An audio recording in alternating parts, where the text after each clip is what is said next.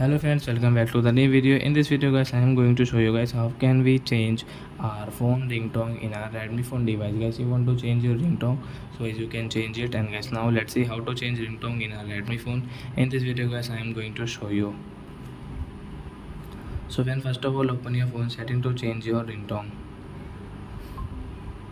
then guys scroll it and guys you can see your sound and vibration setting.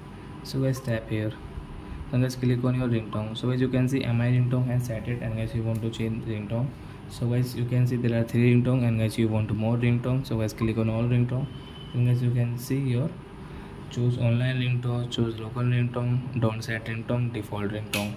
So guys you can see this ringtone. So which ringtone guys you like, guys you will have to only click. So example I will take this candy, and myself like orange coco. So you click on this kung fu and guys tap here again, applied successful. Then guys you can see your ringtone has changed into kung fu.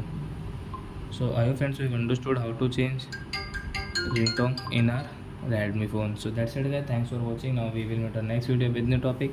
Before going guys, please go and like my video, subscribe my channel. Bye bye friends.